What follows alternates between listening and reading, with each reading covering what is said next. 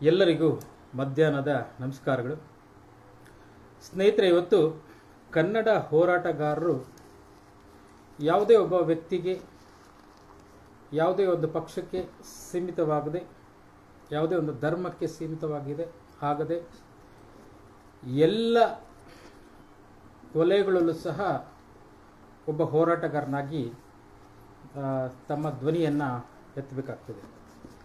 ಇವತ್ತು ರಾಜ್ಕುಮಾರ್ ಅವರ ಒಂದು ಪುಣ್ಯ ಭೂಮಿಯ ಬಗ್ಗೆ ನಟ ಚೇತನ್ ಅವರು ಒಂದು ಹೇಳಿಕೆಯನ್ನು ಕೊಟ್ಟಿದ್ದರು. ಆ ಹೇಳಿಕೆಯ ವಿರುದ್ಧ ಈಗಾಗಲೇ ಅನೇಕ ಪ್ರತಿಭಟನೆಗಳು, ಆಕ್ರೋಶ ಭರಿತ ಮಾತುಗಳು ಎಲ್ಲವೂ ನಡೆದಿದೆ. ಇರುವುದೇ ಪ್ರಶ್ನೆ ಮಾಡಲಿಕ್ಕೆ, ಅದು ಒಳ್ಳೆಯದೋ ಕೆಟ್ಟದೋ ಪ್ರಶ್ನೆ ಮಾಡೋರು ಇರೋ ತನಕ ಹೋರಾಟಗಳು ನಡೀತಾ ಇರ್ತವೆ. ಇವತ್ತು ನಟ ಚೇತನ್ ಯಾವ ಒಂದು ದೃಷ್ಟಿಯಿಂದ ಆ ಒಂದು ಹೇಳಿಕೆ ಕೊಟ್ಟಿದ್ದಾರೆ ಗೊತ್ತಿಲ್ಲ.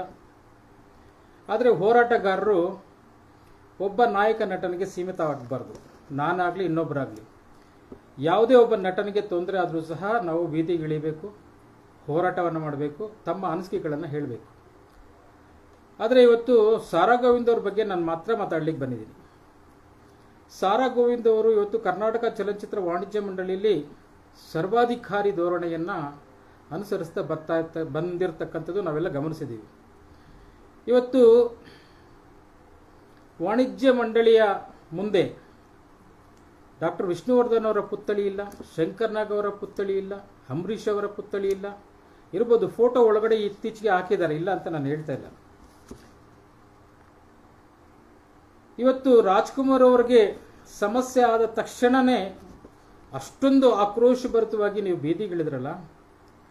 ಮೊನ್ನೆ ಇತ್ತೀಚೆಗಷ್ಟೇ ವಿಷ್ಣುವರ್ಧನ್ ಅವರ ಒಂದು ಪುಣ್ಯಭೂಮಿ ಸಮಾಧಿಯನ್ನು ಧ್ವಂಸಗೊಳಿಸ್ತಾರಲ್ಲ ಕಿಡಿಗೇಡಿಗಳು, ಆವತ್ತು ನಿಮ್ಮ ಆಕ್ರೋಶ ಎಲ್ಲೋಗಿತ್ತು? ಅವತ್ತು ನೀವು ಬೀದಿಗಿಳಿಬೋದಾಗಿತ್ತಲ್ಲ. ಇವತ್ತು ಸಾರಾ ಗೋವಿಂದ್ ಅವರ ಹಿಂದೆ ಒಂದಷ್ಟು ಹೋರಾಟಗಾರರು ಬೀದಿಗಿಳಿತಾ ಇದ್ದೀರಲ್ಲ, ಅವತ್ತೆಲ್ಲ ನೀವೆಲ್ಲೋಗಿದ್ರಿ? ವಿಷ್ಣುವರ್ಧನ್ ಅವರು ಈ ಒಂದು ನಾಡಿಗೆ ಸೇವೆಯನ್ನು ಕೊಟ್ಟಿರಲಿಲ್ವಾ? ಇವತ್ತು ಶಂಕರ್ ನಾಗ್ ಅವರ ಸಮಾಧಿನೇ ಇಲ್ಲ. ಸಮಾಧಿ ನಿರ್ಮಾಣ ಮಾಡಬೇಕಂತ ಕರ್ನಾಟಕ ಚಲನಚಿತ್ರ ವಾಣಿಜ್ಯ ಮಂಡಳಿಗೆ ಮನವರಿಕೆ ಆಗಲಿಲ್ವಾ? ಹೋಗಲಿ, ಕರ್ನಾಟಕ ಚಲನಚಿತ್ರ ವಾಣಿಜ್ಯ ಮಂಡಳಿಯವರು ವಿಷ್ಣುವರ್ಧನ್ ಅವರಿಗೆ ಮೈಸೂರಿನಲ್ಲಿ ಕೊಟ್ಟಿದ್ದಾರೆ ಅಂದ್ಬಿಟ್ಟು ಅವರ ಅಂತ್ಯಕ್ರಿಯೆ ಆಗಿರತಕ್ಕಂತಹ ಸ್ಥಳವನ್ನು ಧ್ವಂಸಗೊಳಿಸ್ತಾರಲ್ಲ, ಅದ್ರ ಬಗ್ಗೆ ಗಮನ ಇಲ್ವಾ? ಒಬ್ಬ ವ್ಯಕ್ತಿ ಅಂತ್ಯಕ್ರಿಯೆ ಆಗಿರತಕ್ಕಂತಹ ಜಾಗಕ್ಕೆ ಮಹತ್ವವನ್ನು ಕೊಡ್ತಾರೋ ಅಥವಾ ಇನ್ನೆಲ್ಲೋ ಇರತಕ್ಕಂತಹ ಅವರ ಪುಣ್ಯ ಸ್ಥಳಕ್ಕೆ ಒಂದು ಗೌರವವನ್ನು ಕೊಡ್ತಾರೋ? ಇದು ಯಾವುದನ್ನು ಅರಿಯದೆ ಇವತ್ತು ಕರ್ನಾಟಕ ಚಲನಚಿತ್ರ ವಾಣಿಜ್ಯ ಮಂಡಳಿ ಇವತ್ತು ವಿಷ್ಣುವರ್ಧನ್ ಅವರ ಪರವಾಗಿ ಧ್ವನಿ ಎತ್ತಬೇಕಾಗಿತ್ತು, ಅವರು ಧ್ವನಿ ಎತ್ತಾ ಇಲ್ಲ.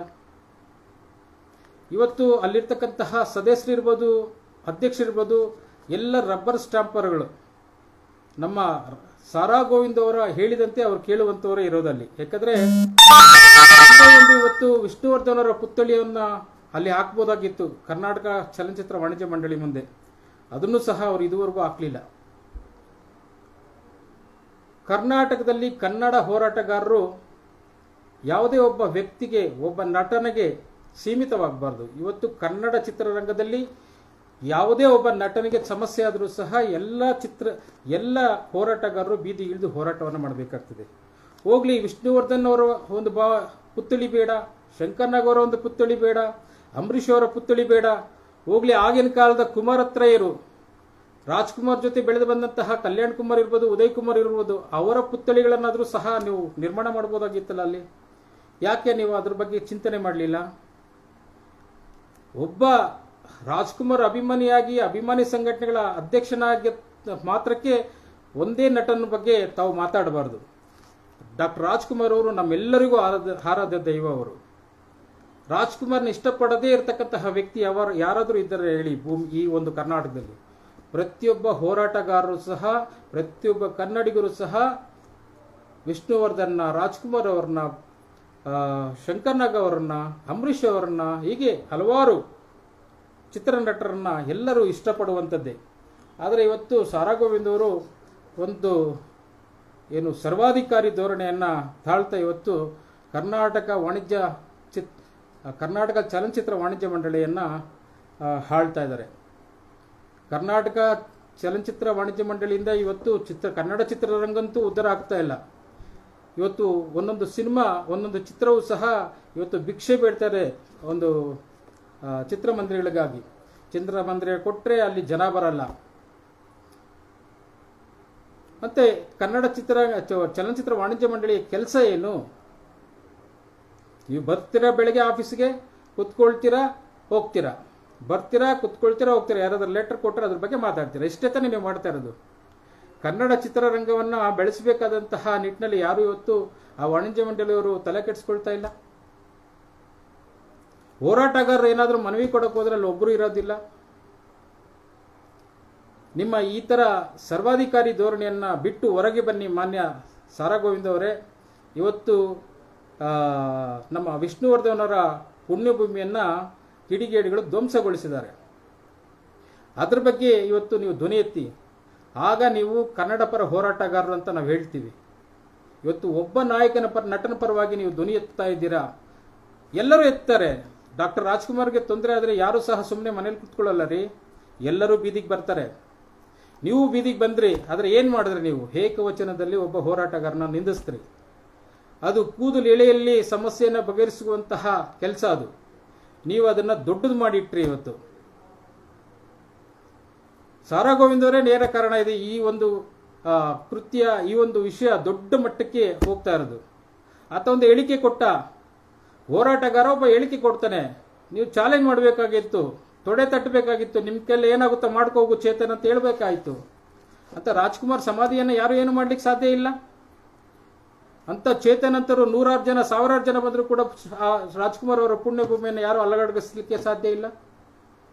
ಇವತ್ತು ವಿಷ್ಣುವರ್ಧನ್ ಅವರ ಒಂದು ಪುಣ್ಯಭೂಮಿಯನ್ನು ಅಲಗಾಡಿಸ್ತಾರಲ್ಲ, ಧ್ವಂಸಗೊಳಿಸ್ತಾರಲ್ಲ, ಯಾಕೆ ಇವತ್ತು ನಿನ್ನೆ ಮೊನ್ನೆ ಎಲ್ಲ ಬಂದು ಬೀದಿಗಿಳಿದು ಮಾತಾಡ್ತಾ ಇದ್ದೀರಲ್ಲ? ಯಾವ ಹೋರಾಟ?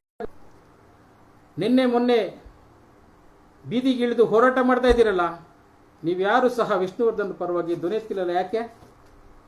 ನೀವು ಯಾರೋ ಒಬ್ಬ ಮುಖ್ಯಸ್ಥ, ಅವನ ಮುಖ್ಯಸ್ಥನಿಂದ ಇರ್ತಕ್ಕಂತಹ ಎಲ್ಲ ನೀವು ಅವರ ಫಾಲೋವರ್ಸ. ನೀವು ದಯವಿಟ್ಟು ಹೇಳ್ತೀನಿ, ಹೋರಾಟಗಾರರು ಯಾವುದೇ ಒಂದು ಪಕ್ಷಕ್ಕಾಗಲಿ ಒಬ್ಬ ವ್ಯಕ್ತಿಗಾಗಲಿ ಸೀಮಿತ ಆಗಬೇಡಿ. ಚೇತನ್ ಮಾಡಿರ್ತಕ್ಕಂಥದ್ದು ತಪ್ಪೋ ಸರಿಯೋ ಅದನ್ನು ಒಬ್ಬ ಹೋರಾಟಗಾರನಿಗೆ ಅವನು ಪ್ರಶ್ನೆ ಮಾಡಿದ್ದಾನೆ. ಆ ಪ್ರಶ್ನೆಗೆ ನಿಮ್ಮ ಕೈಲಾದರೆ ಉತ್ತರವನ್ನು ಕೊಡಿ. ಇಲ್ಲ ನೀವು ಚಾಲೆಂಜ್ ಮಾಡಿ, ನಿನ್ನ ಕೈಯಲ್ಲಿ ಏನಾಗುತ್ತೋ ಮಾಡ್ಕೋಗಂತಾದರೂ ಹೇಳಿ.